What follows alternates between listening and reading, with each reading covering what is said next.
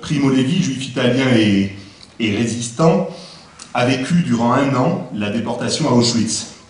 Et il s'est donné pour objectif, dès la fin de la guerre et jusqu'à sa mort en 1987, de témoigner de ce qu'il avait subi.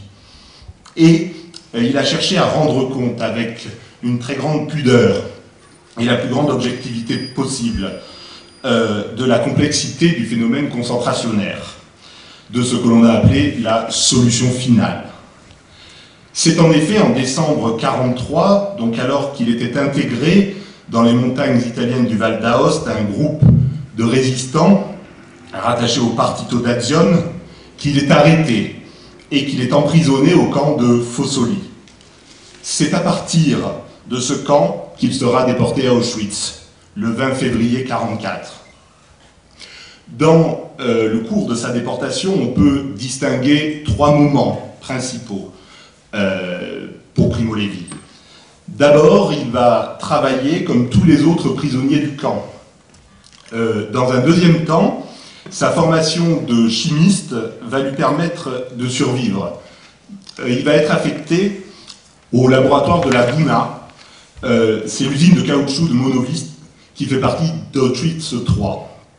Et enfin, en janvier 1945, les SS abandonnent le camp devant l'avancée de l'armée rouge et ils évacuent alors à Buchenwald les prisonniers encore valides. Prisonniers qui moururent presque tous durant cette marche. Et Primo Levi, lui, qui a attrapé la scarlatine, va être alors abandonné avec les autres malades. Et paradoxalement, ça va lui permettre de survivre dans des conditions très précaires durant 10 jours, jusqu'à ce que les Russes entrent dans le camp et le libèrent. Il va rentrer chez lui après 9 mois de sorte une errance qu'il raconte lorsqu'il publie La Trêve en 1963. Et à partir de ce moment-là, il commence une carrière de chimiste, mais aussi et surtout une carrière littéraire qui débute avec la parution de Si c'est un homme en 1947, qui sera republié en 1958. Et c'est là qu'il connaîtra un véritable succès. Ce premier ouvrage raconte, dans une sorte de premier jet libérateur, mais déjà très distancié, c'est ce qui fait la marque de Primo Levi, cette expérience atroce qu'il vient de vivre. Cette entreprise de témoignage va se clore avec la parution, en 1986, de son essai « Les naufragés et les rescapés ». Primo Levi est animé par la nécessité impérieuse de transmettre ce qu'il a vécu, dans un premier temps, pour se reconstruire et pour exorciser les souffrances vécues dans le camp. Et à ce propos, Primo Levi ressent que cette déshumanisation qu'il a subie ne peut être surmontée que par une appropriation intellectuelle qui lui permet alors de donner du sens à sa souffrance. Dans un deuxième temps, il souhaite que cette reconstruction personnelle devienne le point de départ d'un message utile à l'humanité. Ce travail de témoignage est entrepris donc avec 2 objectifs. Primo Levi, survivant, veut d'abord témoigner au nom de ceux qui ne sont pas revenus des camps. Donc il veut se faire le messager de ceux qu'il considère comme les véritables témoins, les naufragés qui furent broyés par la machine concentrationnaire. Primo Levi essaye donc, mais hanté par le sentiment de culpabilité du survivant, dont on reparlera, de se faire le porte-parole de ces voix d'outre-tombe. Et il entreprend ce travail qu'il considère comme un devoir, mais il sait profondément que cette entreprise est par essence impossible, puisqu'il est, lui, un rescapé. Primo Levi veut ensuite, bien sûr, témoigner pour transmettre cette mémoire, pour qu'elle devienne utile aux générations présentes et futures. Cependant, après avoir témoigné, toute sa vie durant par ses livres, ses interviews, ses lettres et ses dialogues perpétuels avec la jeunesse.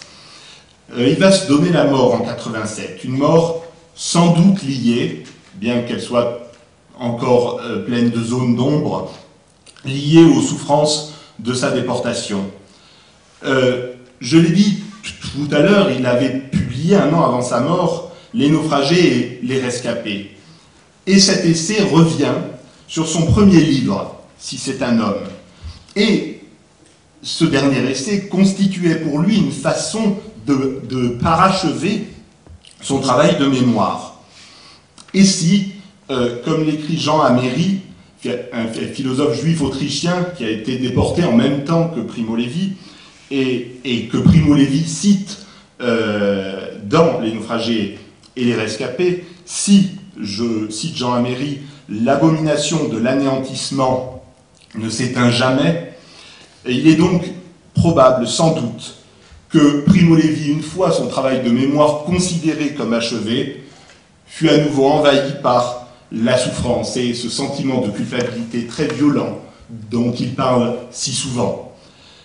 Et de plus, sa mère, alors souffrant d'un cancer, faisait affleurer à sa conscience l'insupportable vision des gisants d'Auschwitz. Il le dit dans un entretien avec Elio Toaff, grand rabbin de Rome, je le cite, et très peu avant sa mort, « Je ne sais plus comment continuer.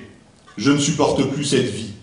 Ma mère souffre d'un cancer et chaque fois que je regarde son visage, je me souviens de celui des hommes gisant sur les planches des chalets d'Auschwitz. » J'essaierai donc de retracer la déportation de Primo Levi et j'essaierai aussi de parler de la spécificité de son message si particulier, si dur parfois, que l'auteur a voulu exprimer dans ses divers écrits. Primo Levi, donc, qui est engagé depuis peu dans la résistance, est arrêté à l'aube du 13 décembre 1944. Et l'auteur, lors de son interrogatoire, préféra avouer par stratégie sa judéité plutôt que son engagement dans la résistance. Et dans Si c'est un homme, il déclare, je le cite, « Je préférais déclarer ma condition de citoyen de race juive, pensant que c'était là le seul moyen de justifier ma présence en ces lieux, et estimant à tort, comme je le vis par la suite, qu'avouer mon activité politique, c'était me condamner à la torture et à une mort certaine. » Primo Levi est alors transféré, après 36 jours de détention sur place, dans le camp de Fossoli. Et après 4 semaines d'internement dans le camp, il sait qu'il va être déporté hors d'Italie, vers le nord. Et le 22 février 1944, le matin, des autobus municipaux réquisitionnés pour la circonstance vont l'embarquer avec d'autres détenus pour les conduire à la gare de Carpi. C'est de cette gare que Primo Levi partira pour Auschwitz, dans un wagon de marchandises contenant une 50aine de personnes. Ils sont sans eau, sans nourriture et sans aucun moyen pour faire leurs besoins. J'insiste là-dessus, Primo Levi rappelle que c'est à cet instant que s'ouvre l'horreur de l'asservissement et de l'humiliation. Je le cite, « La soif et le froid nous faisaient souffrir. 2 jeunes mères qui avaient un enfant au sein gémissaient jour et nuit, implorant de l'eau. Les nuits étaient d'interminables cauchemars. » Primo Levi va découvrir alors cette horreur, ce qu'il appelle, dans Les naufragés et les rescapés, la violence inutile infligée par les SS.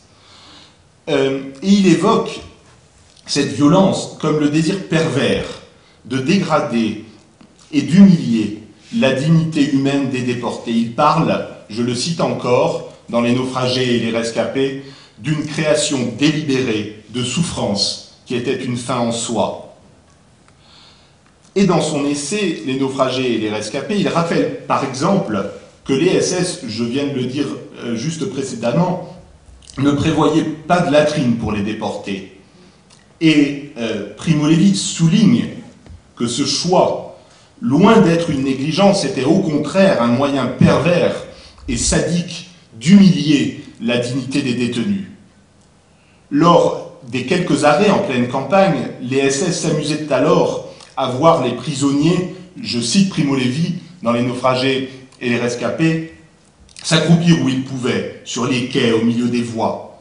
Et l'auteur se souligne alors avec une ironie amère que, je le cite encore, la transformation d'êtres humains en animaux était sur la bonne voie. Durant ce voyage, les déportés vont donc entrer brusquement dans l'enfer d'une déshumanisation complètement indicible.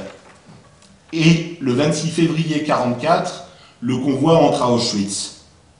Primo Levi débarque sur la Judenrampe, le quai des Juifs, avec ce terme de rampe en allemand, et qui est pour les marchandises. Et symboliquement, ce qui est vraiment très, très révélateur. Et on peut rappeler qu'à ce moment-là, la méthode de triage pour la chambre à gaz, qui est uniquement réservée aux Juifs, est pensée avec une subtilité absolument perverse. C'est par exemple à cette époque que les SS vont décider, pour éviter les désordres, de ne plus séparer les mères de leurs enfants et de les asphyxier ensemble. Primo Levi, lui, est repéré comme faisant partie des déportés, je cite, économiquement utiles, et il embarque donc vers le camp de Monowitz, le camp d'Auschwitz III, pour y travailler. C'est alors qu'il franchit un portail en fer forgé qui est comparable à celui d'Auschwitz I. Sur ce portail, les détenus peuvent lire cette inscription sadique qui fera beaucoup réfléchir Primo Levi: le travail rend libre. Primo Levi écrit dans Si c'est un homme, je le cite, « Désormais c'est fini. Nous nous sentons hors du monde, il ne nous reste plus qu'à obéir. » Et l'auteur passe à ce moment-là aux étapes où s'effectue le rasage, la douche et l'attribution de vêtements. Dans Si c'est un homme, toujours, Primo Levi témoigne de cette entrée dans l'enfer. Et il mentionne à ce propos le moment où il se retrouve dans une salle vide, alors qu'il meurt littéralement de soif, et où il voit un robinet qui goutte avec une inscription qui interdit de boire, et où l'eau n'est pas potable. Je le cite, ce sont ces mots dans Si c'est un homme, c'est de la blague. Sans aucun doute possible, on veut se payer notre tête avec cet écriteau. Ils savent que nous mourrons de soif et ils nous mettent dans une chambre avec un robinet et Wassertrinken verboten, donc interdiction de boire. C'est cela, l'enfer, une grande salle vide, et nous qui n'en pouvons plus d'être debout, et il y a un robinet qui goutte avec de l'eau qu'on ne peut pas boire.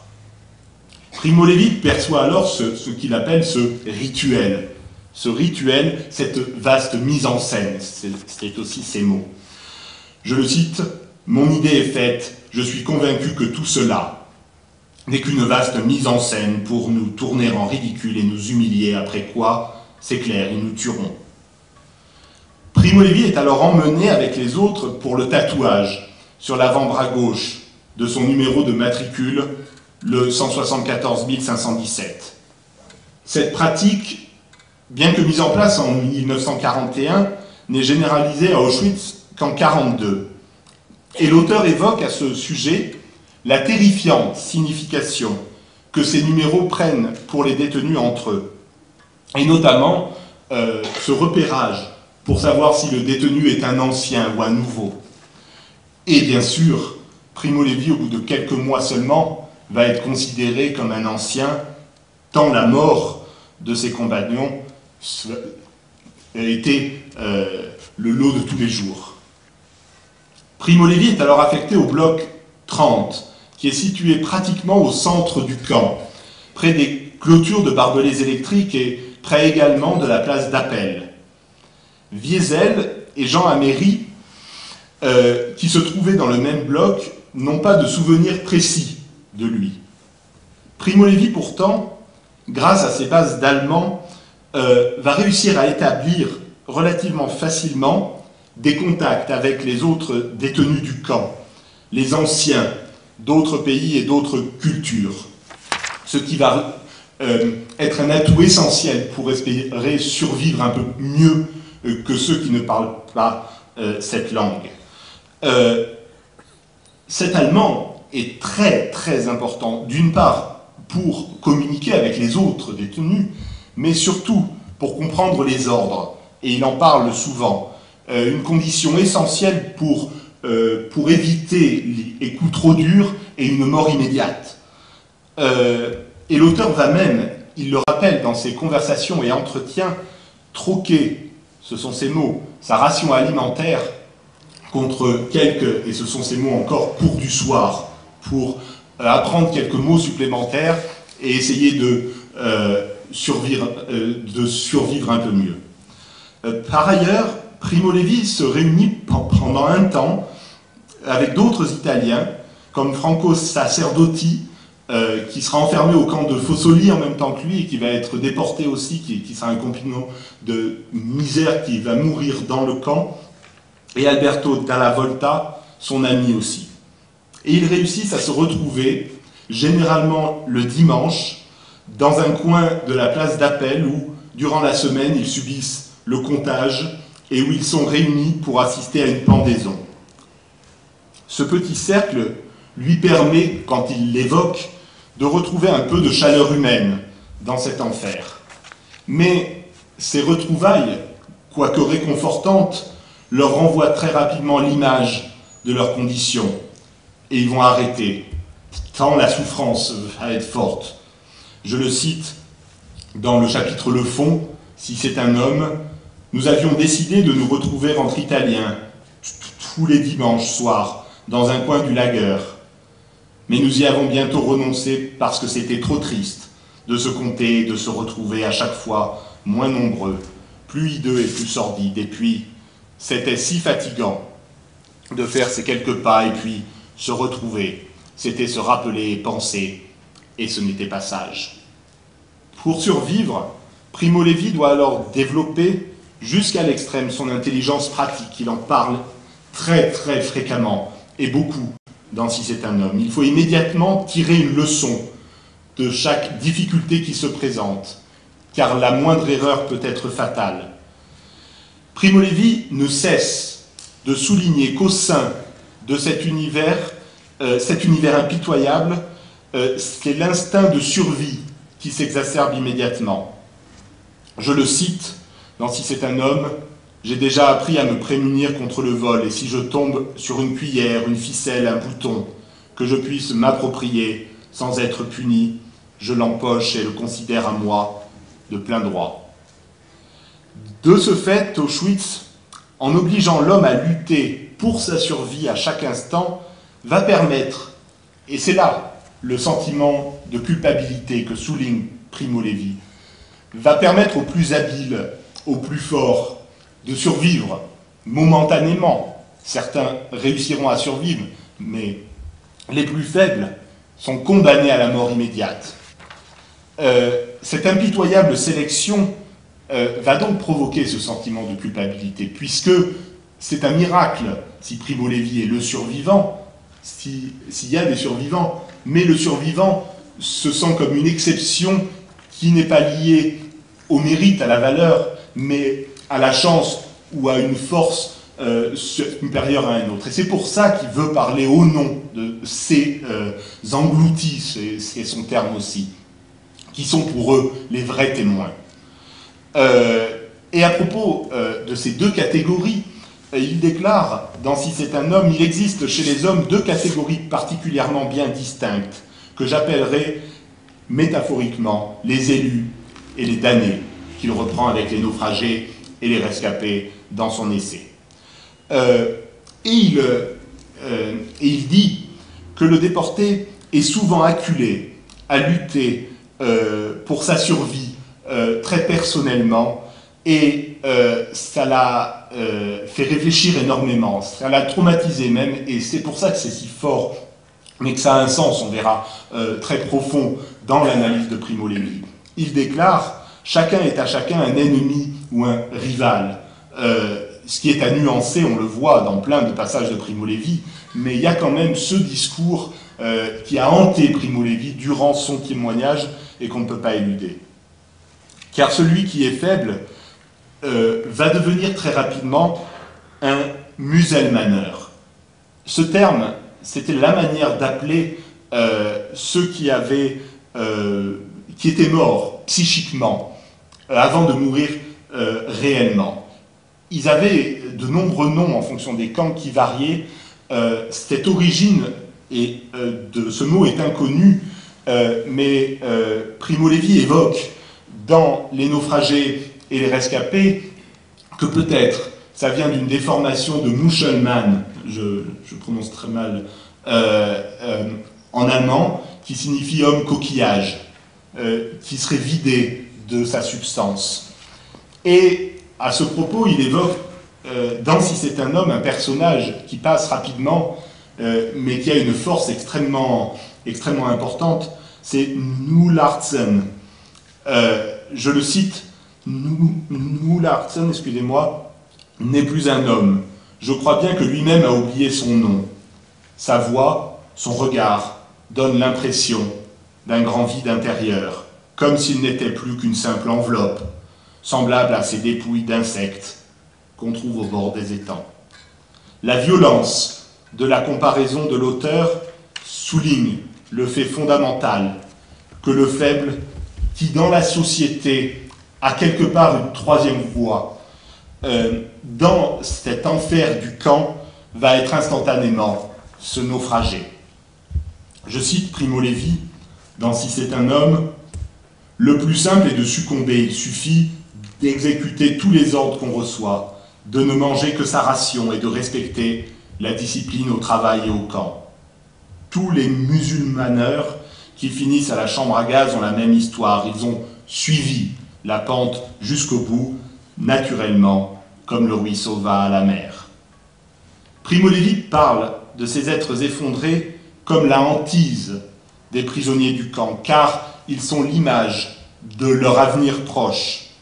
C'est ce Nulartsen qui provoquera l'entrée de Primo Levi au KB, qui est l'abréviation de Krankenbau, c'est l'infirmerie du camp, en lui faisant tomber involontairement une poutre sur le pied, et ce personnage va partir ensuite dans une espèce d'oubli, il va mourir et il disparaît, il est comme une apparition dans Si c'est un homme qui prend une force très violente. Et Primo Levi précise à propos du KB, je le cite, « Pour être soigné au KB, en effet, il faut être enclin à guérir, la propension contraire conduisant directement du KB à la chambre à gaz. » Alors, je voudrais faire une parenthèse sur ce KB, sur cette infirmerie, et il faut pour cela faire une précision sur le type de camp dans lequel Primo Levi est interné. Il est interné à la Bouna, qui est un camp placé sous la double autorité de l'IG Farben, qui est une entreprise qui collabore avec les nazis pour fabriquer du caoutchouc synthétique, qui n'en produira ailleurs aucun kilo, dit Primo Levi, avec son ironie amère, et celle des SS. Et c'est là qu'il y a une espèce de paradoxe, c'est que pour des raisons aussi abominables les unes que les autres, cette entreprise a intérêt un minimum à préserver la santé des esclaves qu'elle loue aux SS. Et elle va faire pression sur les SS pour qu'ils construisent cette infirmerie pour essayer de récupérer les esclaves qui sont encore un petit peu aptes à travailler. Donc il y a une espèce de double monstruosité qui entre en conflit et qui va faire que quelque part ce camp sera un tout petit peu moins dur que certains autres et que cette infirmerie est une espèce de rareté. Bien qu'évidemment il ne cesse de souligner que les sélections sont sans cesse présentes au sein de cette infirmerie. Ce lieu est donc très ambigu. Il y séjourne, il y séjournera une trentaine de jours, et on peut néanmoins y reprendre quelques forces, sans être évidemment, je viens de le dire, protégé des sélections pour la chambre à gaz.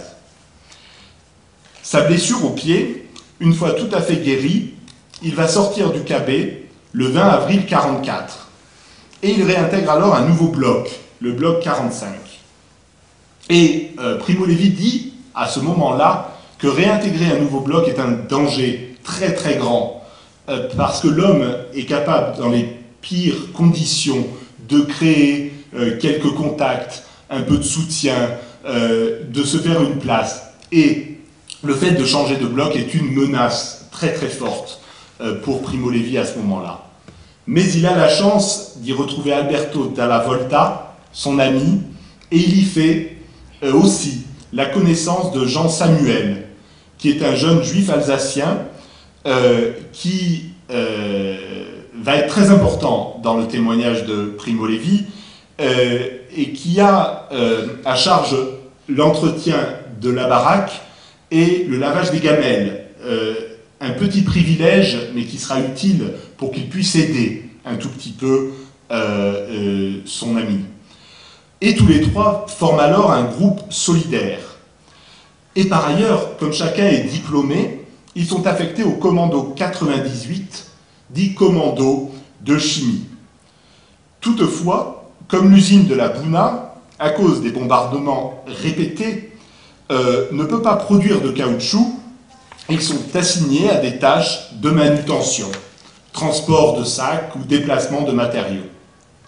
C'est à ce moment-là que Primo Levi apprend que le laboratoire de la Buna, et pour lui c'est un moment absolument surréaliste, cherche à recruter des chimistes parmi les déportés, et le docteur Panvitz, le SS responsable de la section polymérisation, donc pour fabriquer chimiquement ce caoutchouc, s'apprête à évaluer les compétences des volontaires et à choisir les meilleurs.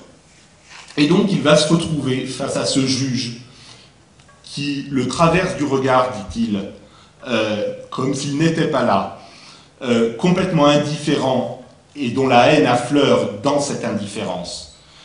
Et il va réussir, c'est un moment très fort pour Primo Levi, à faire ressurgir son passé, sa thèse de chimie, dans une espèce d'état second, quasi automatique, et à répondre convenablement aux questions. Mais, suite à cet examen, la vie reprend comme avant dans le camp et il n'obtient aucune réponse. Et pour lui, c'est une espèce de parenthèse qu'il ne comprend pas et il ne s'attend à rien. Et ce n'est qu'à la mi-novembre 1944 qu'il est convoqué avec deux autres déportés pour travailler dans ce laboratoire. Cette fonction va être essentielle et c'est là que la chance va nourrir cette culpabilité pour la survie de Primo Levi. Il est à bout de force, c'est un nouvel hiver qui arrive et il sait qu'il ne passera pas cet hiver, qui vivra cet affaiblissement généralisé qui est cette hantise des prisonniers du camp et qui conduit directement à la chambre à gaz. Et en 1945, les Russes provoquent enfin la fuite des SS et la libération du camp. Primo Levi est alors malade, je l'ai dit en début de conférence.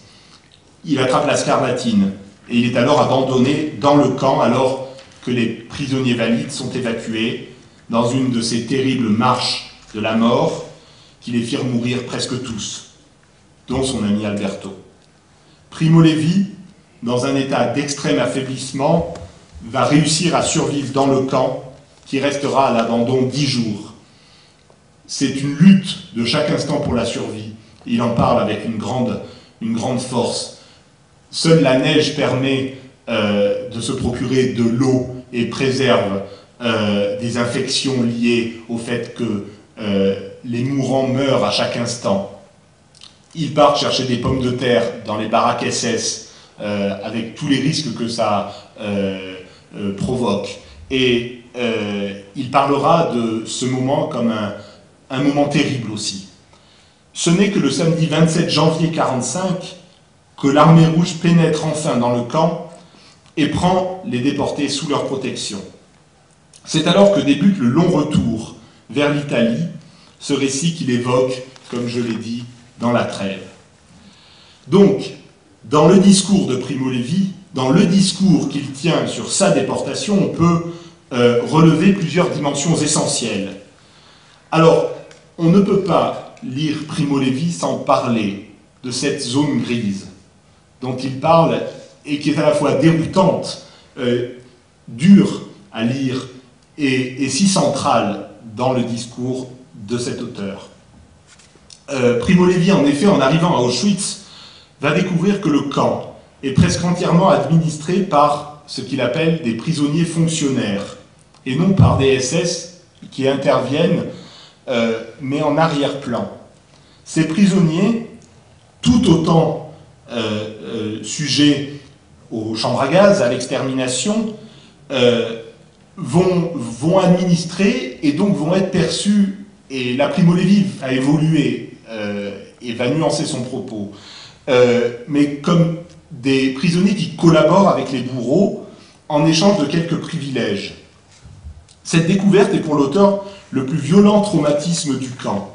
Je le cite, « C'est une zone grise aux contours mal définis qui sépare et relie à la fois les deux camps, des maîtres et des esclaves. » Et ce groupe inquiétant représente pour Primo Levi l'agression la plus violente, dit-il, que subit le nouveau déporté en arrivant. Et ce, parce qu'elle ébranle fondamentalement sa confiance en l'humanité. Je le cite dans Les naufragés et les rescapés, « Le choc avec la réalité concentrationnaire coïncide avec l'agression, non prévue et non comprise, venue d'un ennemi nouveau et étrange, le prisonnier fonctionnaire qui vous tombait dessus et vous frappait au visage. » Et l'expression la plus traumatisante pour Primo Levi fut au sein de cette zone grise, ces équipes spéciales, ces déportés chargés de la gestion des chambres à gaz et des fours crématoires. Ces déportés que les SS éliminaient au fur et à mesure pour éviter qu'ils parlent pouvaient, seuls très maigres privilèges, avoir de la nourriture à leur faim. Et il a d'abord très durement jugé ces équipes spéciales jusqu'au moment où il a nuancé considérablement son propos et où il s'est interdit, bien évidemment, de se faire le juge de ce qu'on pouvait être amené à faire sous la contrainte. De ce fait, bien que Primo Levi ne fasse jamais une assimilation entre les prisonniers fonctionnaires et les bourreaux nazis, Primo Levi insiste sur le fait que le camp n'est pas un univers radicalement manichéen. Cette découverte est pour l'auteur très importante, non seulement du fait du traumatisme qu'elle lui a causé, mais surtout parce qu'elle lui fait réaliser que le mal n'est pas hors l'humanité et que, puisqu'une zone grise, dans une certaine mesure, a pu émerger avec cette solidarité qui est là, en parallèle, mais puisqu'il y a pu avoir ce comportement-là, il faut d'autant plus faire attention, et c'est ça le message de Primo Levi qui est perturbant, mais qui est très très fort chez lui, que ce mal est en chacun de nous, et que s'il est si important de témoigner, de transmettre, de dire encore les choses, c'est parce que ces nazis qu'il ne veut pas comprendre, et il refuse le terme de compréhension parce qu'il voit une justification, cet incompréhensible est en chacun de nous, et c'est parce qu'il est en chacun de nous qu'il peut ressurgir avec une telle violence dans des conditions qui s'y prêteraient. Il est donc indispensable pour Primo Levi d'en avoir conscience à chaque instant, et c'est ce qu'il dit dans Si c'est un homme. Il faut vous en souvenir dans son poème, à chaque instant, le matin, le soir, en se couchant, pour que ça ne réapparaisse plus. Cependant, à l'arrière, en parallèle de ce tableau très sombre, il y a chez Primo Levi, bien sûr aussi, de manière rare, mais si forte, la présence de ces âmes dignes de cette solidarité, de cette fraternité et de cet héroïsme même parfois qui réussit à subsister dans le camp. Je terminerai donc en évoquant cette présence d'espoir, si timidement évoquée par l'auteur, mais qui, de ce fait-là, en montre toute la force. Et pour cela, j'évoquerai la rencontre qu'il fit avec Steinloff, un ancien juif militaire qu'il rencontra dans les douches au début de Si c'est un homme, ces douches sans savon, qui ne lavent pas. Et il observe alors avec stupeur, avec effarement, Steinloff qui se frotte le corps avec énergie et qui frotte aussi ses habits avec une grande énergie. Et ce alors que lui sent, au bout de quelque temps dans le camp, que le sens de la propreté l'a complètement abandonné. Et puis en plus, face à cette absurdité de cette action de se laver avec ces quelques gouttes d'eau qui tombent et qui ne lavent pas. Je le cite dans Si c'est un homme, je tombe sur l'ami Steinloff, torse nu, occupé à frotter son cou et ses épaules, de quinquagénaire sans grand résultat. Il n'y a pas de savon, mais avec une extrême ardeur. Primo Levi retiendra à jamais les paroles de ce compagnon d'infortune qui lui délivra alors un message inoubliable de dignité. Je cite Primo Levi dans Si c'est un homme qui rapporte les paroles de Steinloff.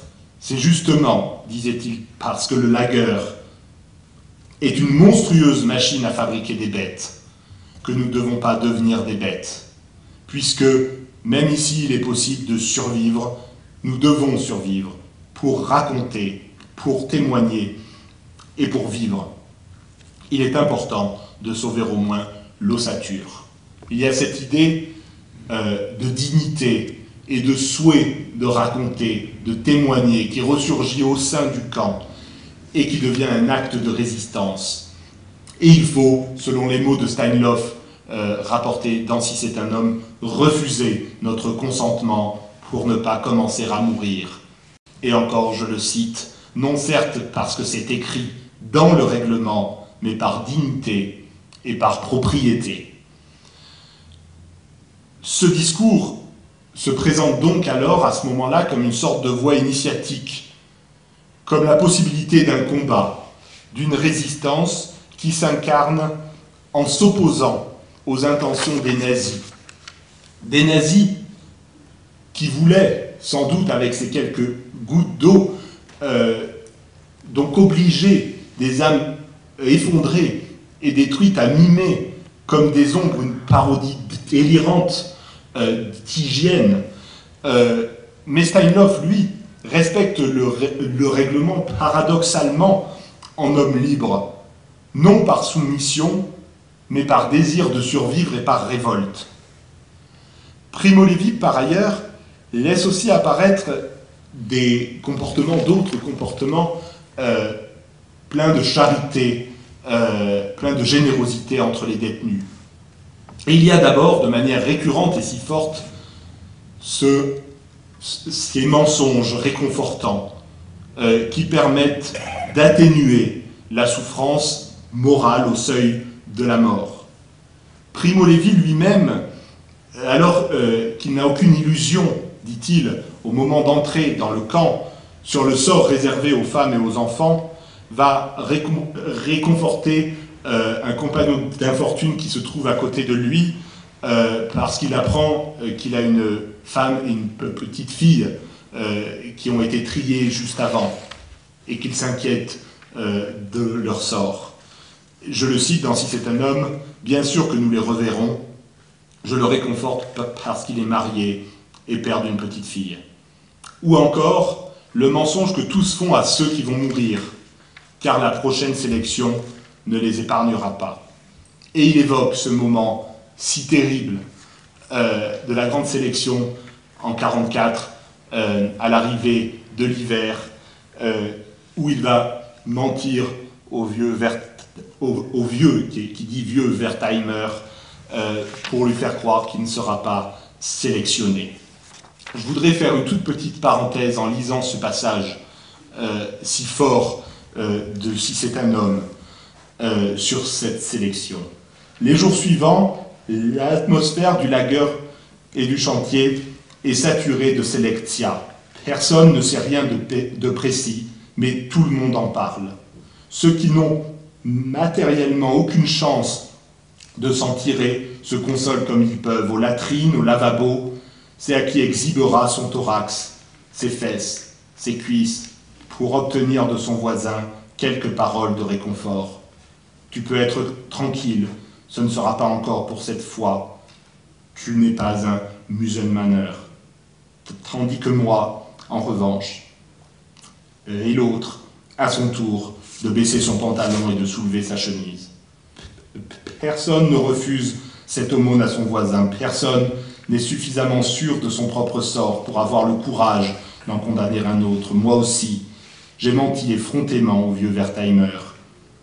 Je lui ai dit que, si on l'interroge, il n'a qu'à dire qu'il a 45 ans et que, surtout, il n'oublie pas de se faire la barbe la veille au soir, quitte à y laisser un quart de ration de pain, qu'à part ça, il n'a pas à s'en faire et que, d'ailleurs, ce n'est pas sûr du tout qu'il s'agisse d'une sélection pour la chambre à gaz. Est-ce qu'il n'a pas entendu dire lui-même, par le local tester, que ceux qui seraient choisis iraient au camp de convalescence de Jaworzno?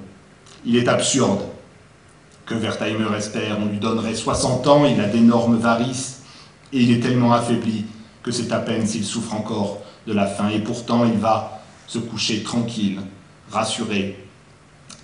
Et quand on lui pose des questions, il répond par mes propres paroles, qui sont d'ailleurs le mot d'ordre du camp ces jours-ci.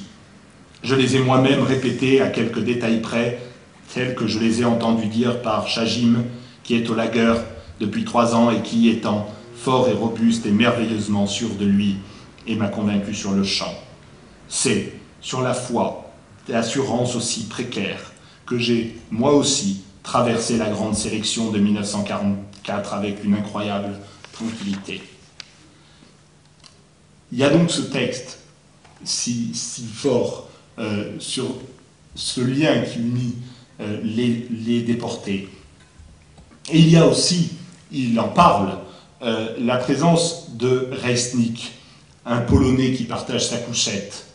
Ce dernier va aider Primo Levi alors qu'il est très faible et qu'ils sont chargés de travailler à deux pour transporter des poutres. Je le cite, Reisnik soulève tout seul la traverse et me la pose avec précaution sur l'épaule droite, puis il relève l'autre extrémité. Et ce geste est un de ceux qui permettent à Primo Levi de croire encore en l'âme humaine. Et enfin, dans Les naufragés et les rescapés, Primo Levi veut que l'on conserve la mémoire de Mala Zimetbaum, qui a réussi à s'évader du camp d'Auschwitz-Birkenau. Elle va être découverte en fuite par les douaniers à la frontière slovaque et elle va être ramenée au camp de Birkenau et condamnée à être pendue. Et il évoque alors la force de caractère d'une femme qui va savoir à ce moment-là défier avec héroïsme la monstruosité nazie.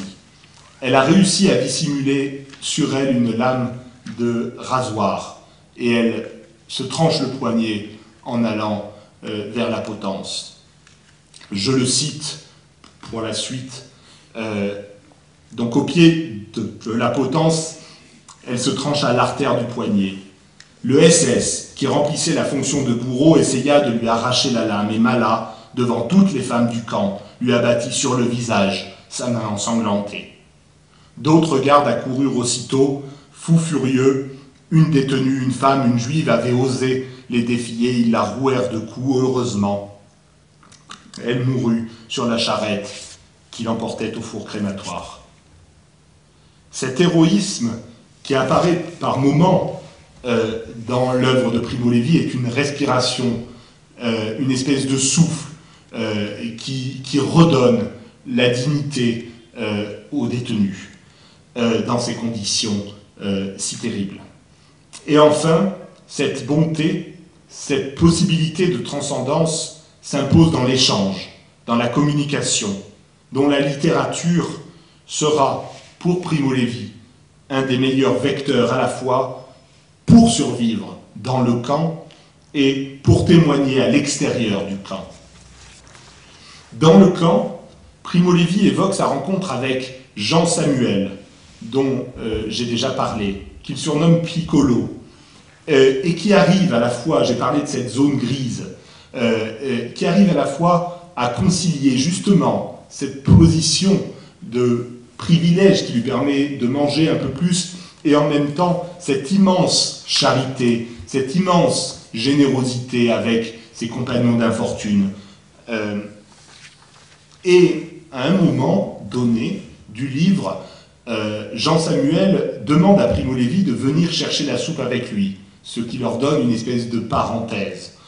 Et à ce moment-là s'ouvre un moment très particulier où Primo Levi récite et explique à Jean Samuel des passages de la Divine Comédie de Dante.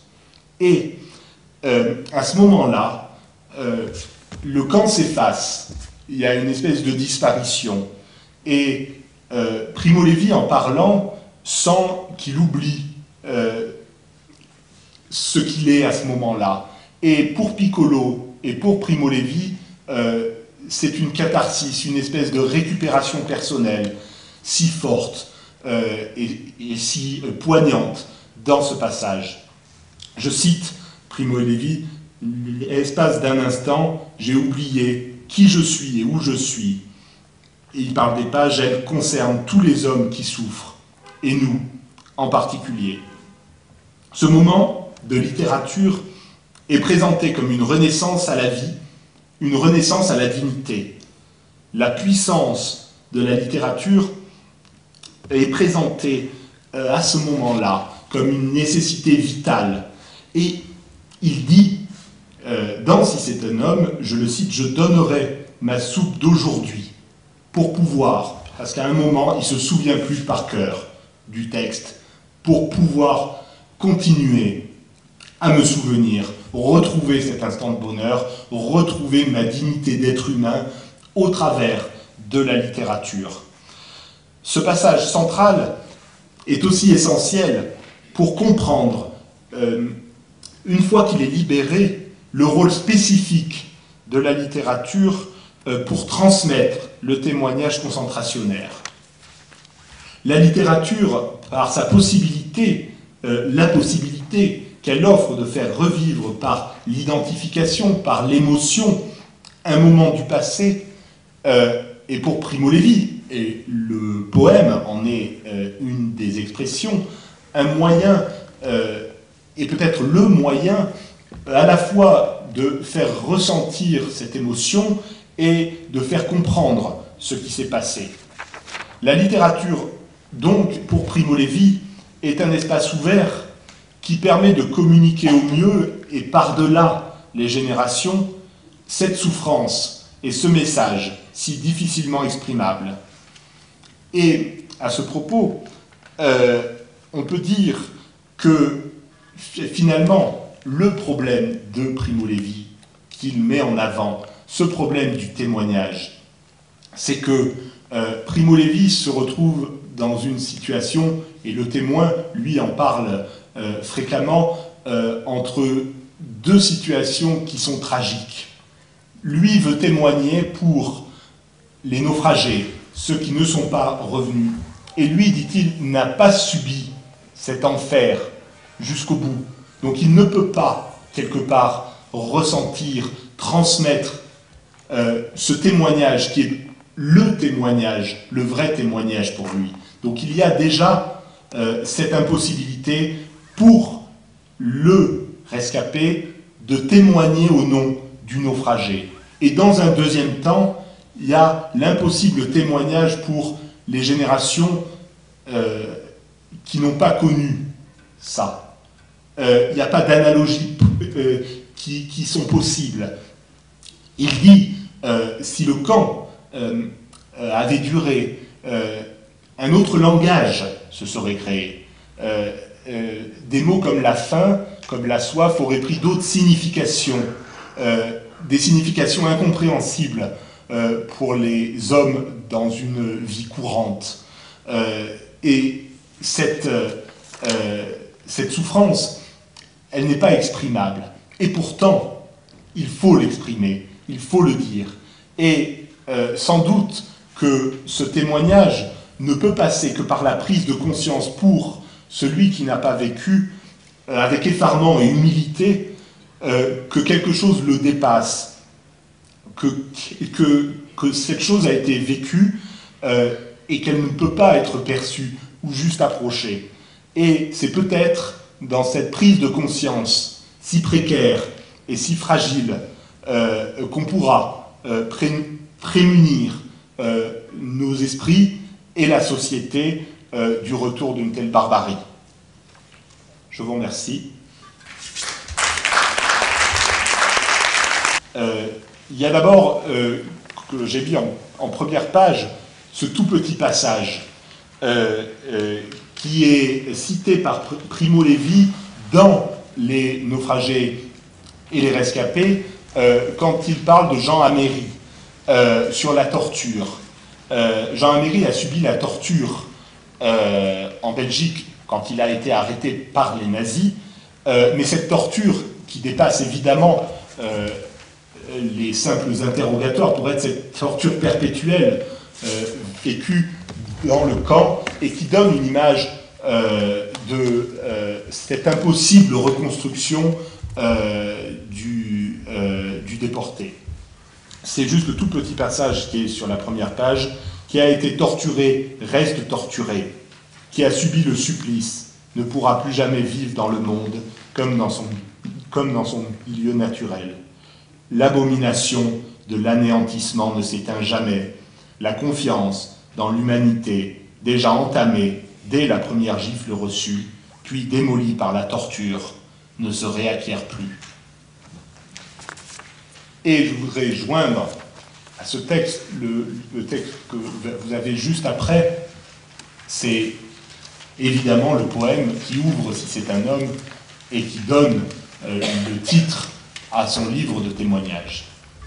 Si c'est un homme, vous qui vivez en toute quiétude, bien au chaud dans vos maisons, vous qui trouvez, le soir en rentrant, la table mise et des visages amis, considérez, si c'est un homme, que celui qui peine dans la boue, qui ne connaît pas de repos, qui se bat pour un quignon de pain, qui meurt pour un oui, pour un non.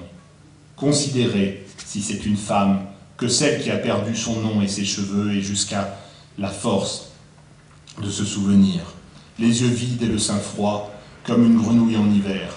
N'oubliez pas que cela fut, non, ne l'oubliez pas. Gravez ces mots dans votre cœur, pensez-y, chez vous, dans la rue, en vous couchant, en vous levant, répétez-les à vos enfants que votre maison s'écroule, que la maladie vous accable, que vos enfants se détournent de vous. Alors, si vous voulez, s'il y a des réactions.